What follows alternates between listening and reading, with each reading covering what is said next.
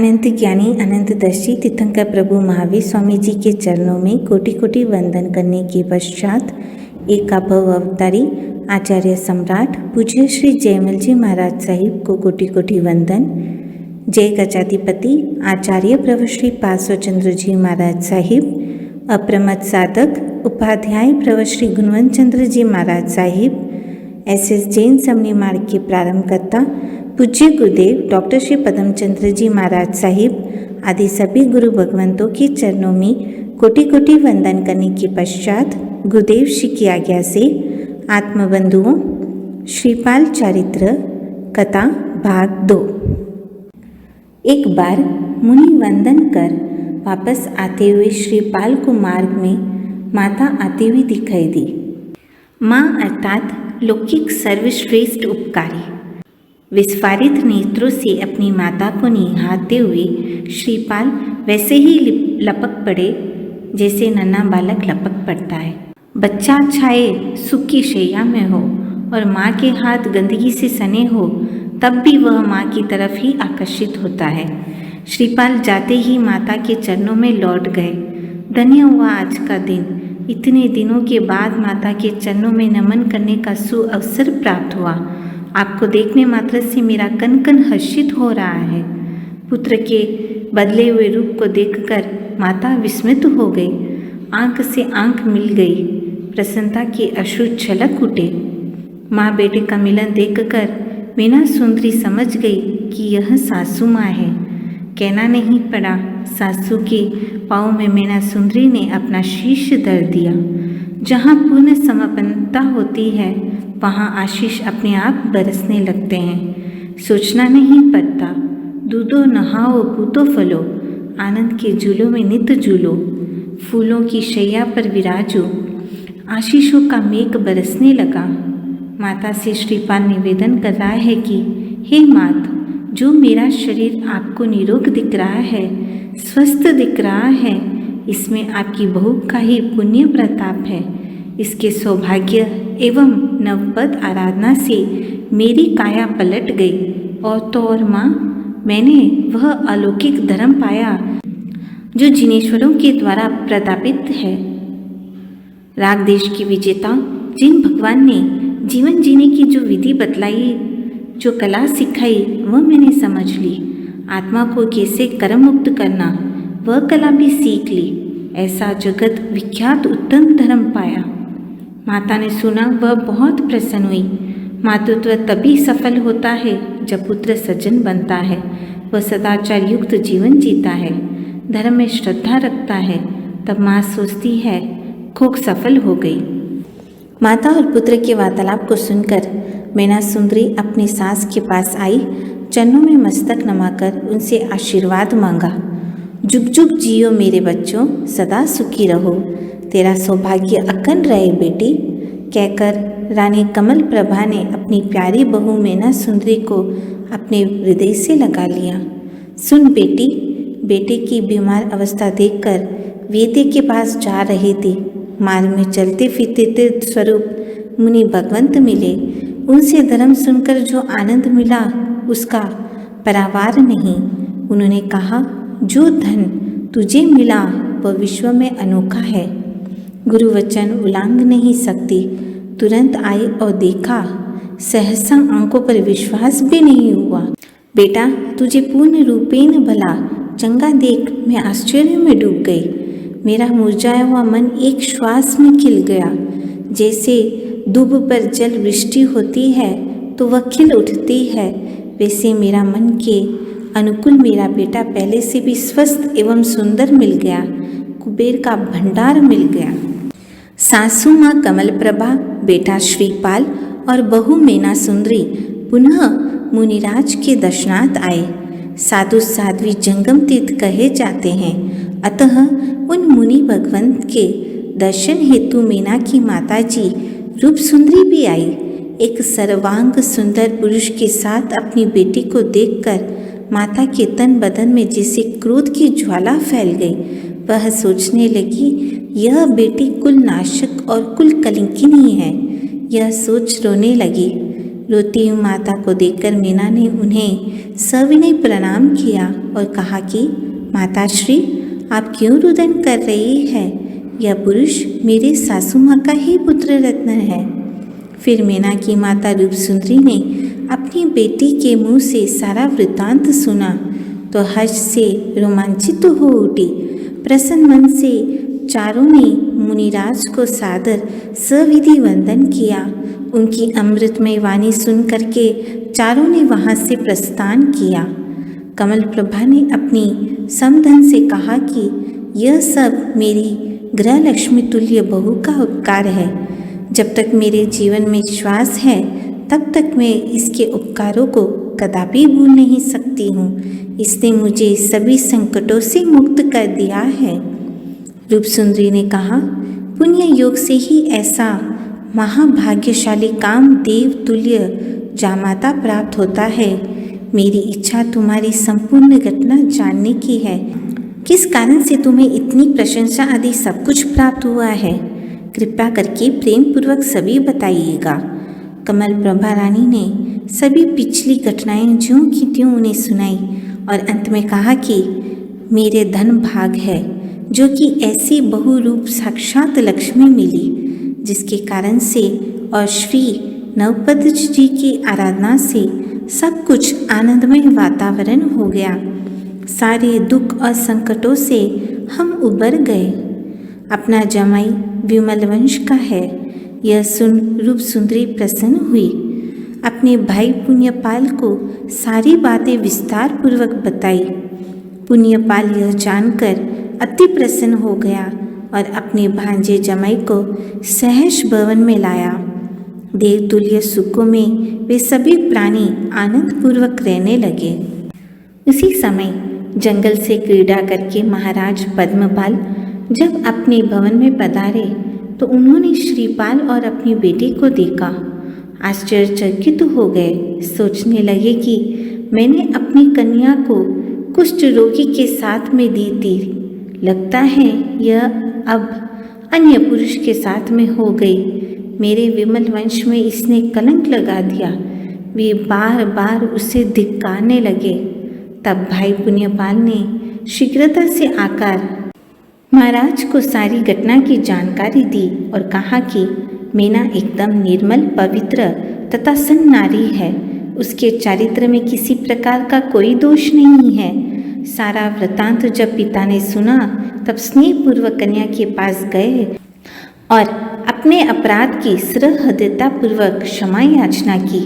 अपना अहंकार त्याग कर राजा ने बेटी से कहा कि वास्तव में जैन धर्म का कर्मवाद सिद्धांत सत्य है। विश्व में अपने कर्म अनुसार ही प्राणी सुख दुख को भोगता है। राजा ने मान मनुहार से रानी रूप सुंदरी को मनाया और बेटी जमाई को राजा के साथ सभी को लेकर महलों में आया। चारों ओर धर्म की जय जयकार होने लगी। इस प्रकार स्नेहमय वातावरण में राजा ने सभी से कहा, जैन धर्म के पुण्य प्रभाव से ही आज संपूर्ण सुख प्राप्त हुआ है। पूरा नगर मंगलमय महोत्सव मनाने लगा। सभी ने बहुत श्रद्धा आस्था से जैन धर्म के जयघोष से आकाश गुंजा दिया। एक दिन नवयुवक श्रीपाल सेना के साथ वन विहार के लिए जाता है। जब वह बाजारों के बीच से गुजरता है तब उसकी शारीरिक सुंदरता आदि को देखकर लोग दांतों तले उंगली दबा लेते हैं। श्रीपाल देखने में ऐसा लग रहा था मानो पूर्ण चंद्रमा अपनी कला सहित साक्षात धरातल पर उतर आया है। अर्धचंद्राकार कपाल, सुंदर सौम्य विशाल नयन, रक्तवर्ण होंठ, अनार के समान दंत पंक्ति, शंख के समान सुंदर ग्रीवा, चौड़ा सीना, विशाल भुजाएं, वन केसरी समान कमर, गोर वर्ण, मेघ गर्जना के समान मधुर गंभीर प्रिय शब्द। ऐसा आकर्षक चुंबकीय पुरुषत्व देखकर जनता चकित रह गई। एक बालिका ने अपनी माता से पूछा कि ये देव कुमार जैसा श्रेष्ठ नवयुवक कौन है? इंद्र है, चक्रवर्ती है, वासुदेव है, बलदेव है या कोई कामदेव है? ऊंचे स्वर से माता ने कहा कि बेटी, यह अपने राजा का अति प्रिय जमाई है। श्रीपाल इनका नाम है और ये सदल बल सहित वन विहार को जा रहे हैं। श्रीपाल यह सुनकर एक श्वास से भौंचक्का रह गया। अरे, लोग मुझे ससुर के नाम से जानते हैं, पिता का नाम तो छिप ही गया, उनको कौन जाने। सच धिक्कार है मुझे, जो कि मैं अपने ससुर के नाम से जाना जाता हूँ। उनके मन से कई भाव परिवर्तित होते गए। अपने सद्गुणों से जो पुरुष पहचाना जाता है वह जग में उत्तम है। पिता के नाम से पहचाने जाने वाला मध्यम है, मामा के द्वारा जो जाना जाता है वह अधम है, और ससुर के नाम से जाना जाता है उसे महाअदम कहा जाता है। ऐसा नीतिकारों का कथन है। क्रीड़ा करके शीघ्र ही श्रीपाल स्वस्थान आया। उसके मुरझाए हुए चेहरे को देखकर युक्तिपूर्वक पुण्यपाल ने उससे पूछा कि किसने आपकी आज्ञा भंग की है या किसी ने आपको परेशान किया है? आपके चरणों में उसके प्राण प्रस्तुत है। आप बताइए, किस कारण से आप इतने उदास दिखाई दे रहे हो? यदि आप चंपा नगरी का राज्य चाहते हो तो आज ही चढ़ाई कर दीजिए। प्रचुर सैन्य सामग्री हमारे पास है, शत्रु अपनी जान बचाकर भाग जाएंगे। दूसरों का बल विश्व में निर्बल कहा जाता है, अपना बल मजबूत कहा जाता है। अतः विदेश जाकर मुझे स्वयं अपना सैन्य बल तैयार करना है। ऐसा सोचकर वे अपनी माता के पास गए और उनसे परदेश जाने की अनुज्ञा मांगी। माता ने पुत्र से कहा कि बेटा, मैं भी तेरे साथ चलती हूँ, क्योंकि तू ही तो मेरा एकमात्र पुत्र रत्न है। तेरे बिना मैं एक क्षण भी नहीं रह सकती। तब श्रीपाल ने माता से बहुत ही विनय भरे शब्दों में कहा, आप मेरे साथ मत आइएगा, क्योंकि मुझे बंधन अनुभव होगा। आप कृपा करके यहीं पर रहे और मुझे अपनी स्नेहाशीष प्रदान करें। माता ने अत्यंत स्नेहपूर्वक भरे हृदय से पुत्र को अनेक उत्तम आशीर्वाद दिए और कहा कि श्रेष्ठ कार्य करके अपना बल एकत्रित करके शत्रुओं को जीतकर शीघ्र ही अपनी माता को दर्शन देना। हे लाल, धर्म ही संघर्ष से हमारी रक्षा करता है। अतः नवपद को रोम रोम से ध्याकर संघर्ष में उतारोगे तो तुम्हारा बाल बांका भी नहीं होगा। पुत्र, तुम्हारी मनोकामना पूर्ण हो, जो तुम चाहते हो वह मनोरथ पूर्ण होंगे। धर्म रक्षक देव तुम्हारी रक्षा करे। नाना भांति की शिक्षा देकर माता मंगल का चिन्ह तिलक कर उसे बधा रही है। विजय मुहूर्त में ही प्रस्थान करना है, यह निश्चित कर श्रीपाल जहाँ मैना थी वहाँ आए। आकर प्रस्थान का विवरण बता दिया। परदेश जाने की बात सुनकर विनयपूर्वक मैना बोली, आपके हृदय में ऐसे विचार क्यों पैदा हुए? आपके मन में जो भी गुप्त बात है कृपया करके मुझे बता दीजिए। श्रीपाल बोले, हे देवी, कोई विशेष बात नहीं है। कारण यह सब मुझे राजा का जमाई हूँ ऐसा करके जानते हैं। मेरे कुल के, मेरे पिता के वंश से मुझे कोई नहीं जानता। यहाँ मैं क्यों रहूँ?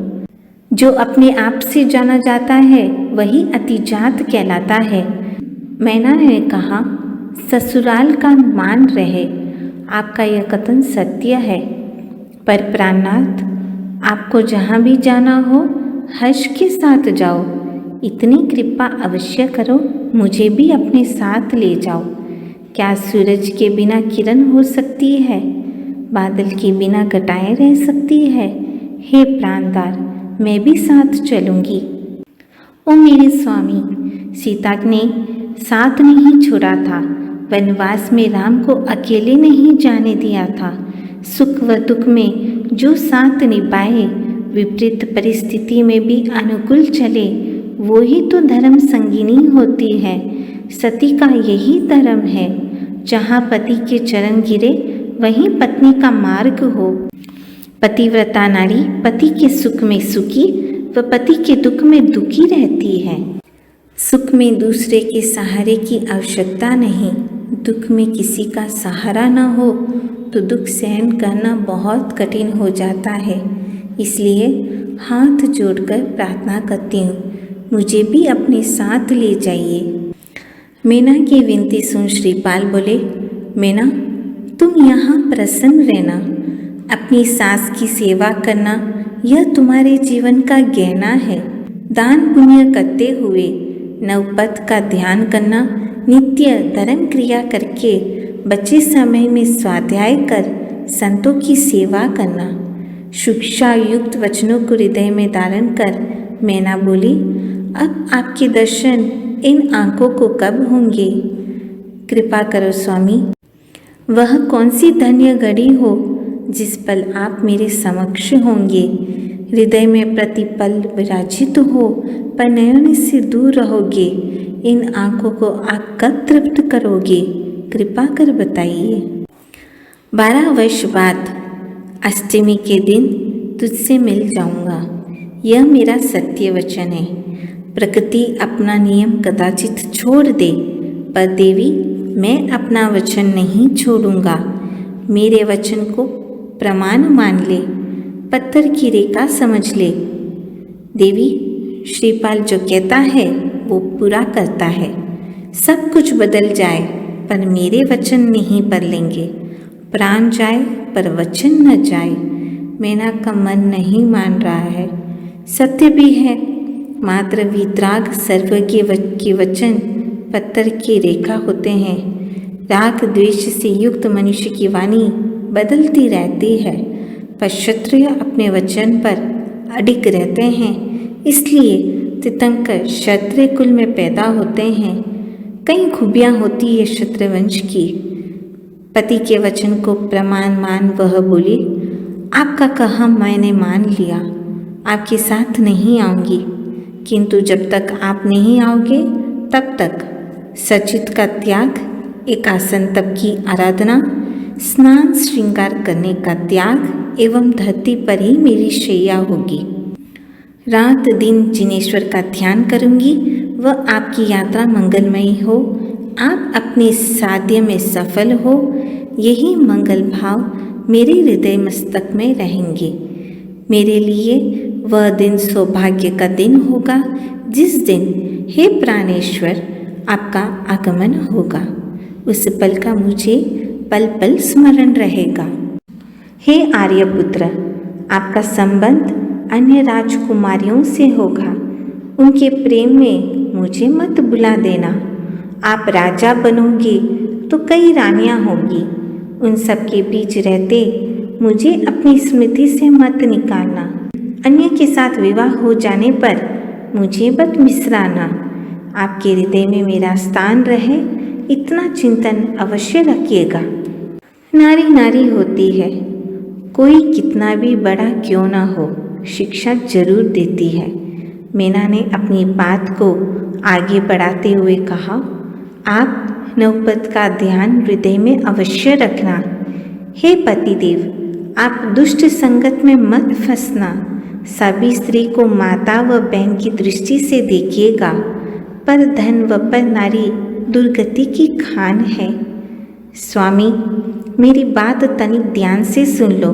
यदि आप अपने वचन के अनुसार आप नहीं बता रहे तो मैं भगवती दीक्षा अंगीकार कर लूँगी। आप अपने वचन के पक्के रहना। पुरुष को जबान का सच्चा, हाथ का सच्चा व लंगोट का सच्चा होना चाहिए। मीना को नहीं पता कि उसका स्वामी कैसा हीरा है, क्योंकि मीना नारी है। नारी का हृदय बड़ा कोमल होता है, वह हृदय प्रदान होती है।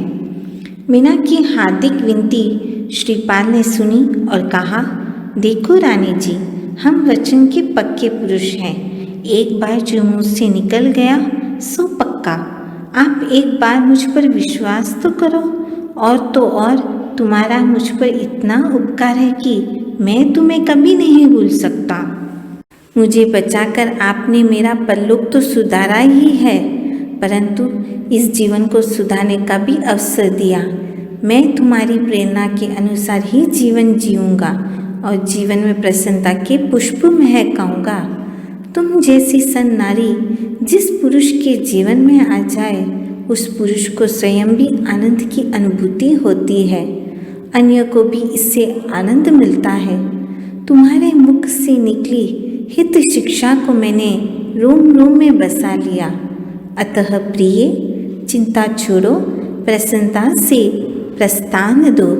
तुम भी प्रभु से प्रार्थना करना कि मैं धर्म के मार्ग पर अडिग रहूं, मन से भी विचलित न हूँ। इस प्रकार समझाकर तलवार हाथ में ली, पीठ पर ढाल को लेकर अकेले केसरी सिंह की भांति श्रेष्ठ मुहूर्त में प्रस्थान कर दिया।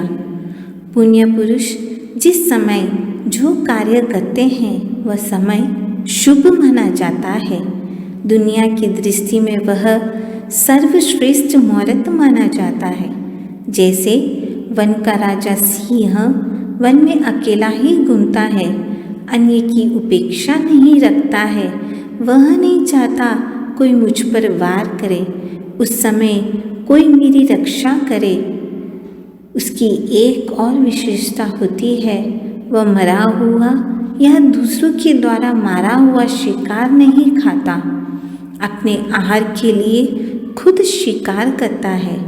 श्रीपाल भी अपने आप को सिंह की तरह साबित करने चले हैं। चाहते तो सैन्य बल साथ में ले सकते थे। एक समर्थ राजा के जवाई थे, पर उन्हें अपने पर, धर्म पर, नवपद पर पूरी आस्था थी, दृढ़ निष्ठता थी। ये मेरे साथ है। श्रीपाल नगर के रमणीक स्थानों को देखता हुआ, पर्वत को लांघता हुआ गहन अटवी में पहुंचा, जहां चंपक वृक्ष के नीचे ध्यान मग्न पुरुष को देखा। पुरुष ने श्रीपाल को देखा, दोनों की आंखें मिली।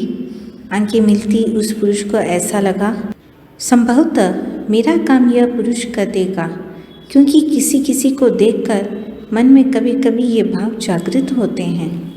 श्रीपाल से वह पुरुष बोला, मैंने अपने गुरु से यह विद्या सीखी, किंतु सिद्ध नहीं हो रही है।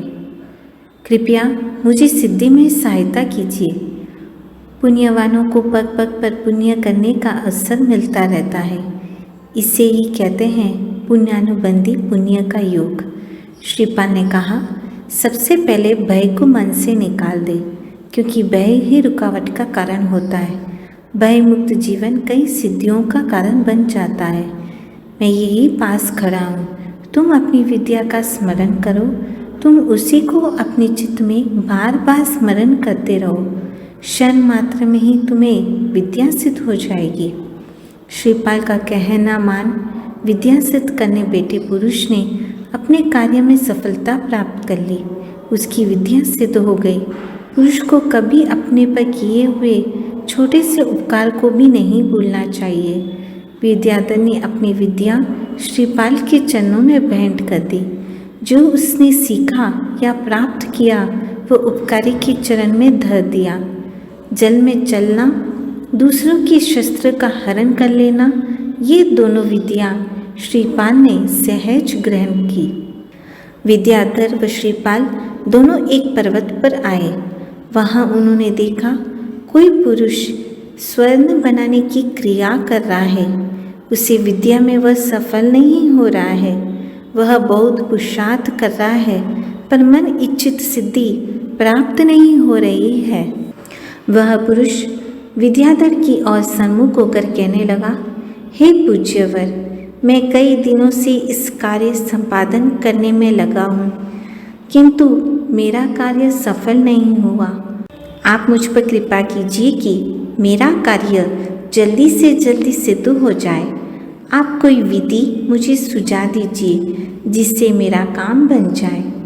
विद्याधर ने श्रीपाल की ओर आंखें घुमाई और मानो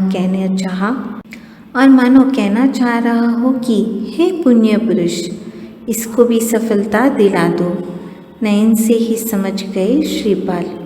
श्रीपाल ने कहा, भले आप इतने दिनों से कर रहे हैं, जो विधि अपनाई, जिस विधि से आप कर रहे हो वही विधि मेरे समक्ष करो। वह विधि कर रहा है, करते ही वह रसायन स्वर्ण रसायन बन गया। देखते ही देखते वहाँ स्वर्ण का ढेर बन गया, चारों तरफ चमक ही चमक फैल गई। उसी क्षण विद्या का सिद्ध हो जाना उस पुरुष के लिए महान आश्चर्य हुआ, जो काफ़ी दिनों से मेहनत कर रहा था। सोच रहा था, मेरा समय बेकार चला गया, इतने समय में मैं ना जाने क्या से क्या कर लेता, पर उसने पुरुषार्थ नहीं छोड़ा, करता रहा। पुण्य आत्मा का सहयोग मिला तो क्षण की भी देर नहीं लगी। आपका प्रभाव उपस्थिति ही मेरे कार्य में सहायक बन गई। यह सब आपके कारण ही हुआ है। आप महान हो। आपके चरण जहाँ पर जाए वहाँ नवनिदान प्रकट हो जाए। आपके चरणों में समर्पित है। जितना लेना चाहो लीजिए, कृतार्थ कर दीजिए। बहुत मान मनुहार करने पर श्रीपाल कुमार ने थोड़ा सा स्वर्ण लिया और उसे भरूच नगर में आकर बेच दिया। भरूच नगर में आने के बाद श्रीपाल जी के साथ में जीवन में क्या क्या घटना घटित होती है, कैसे वे अपने संकटों का सामना करते हैं, जानने के लिए देखिए श्रीपाल चरित्र कथा पार्ट 3 वीडियो।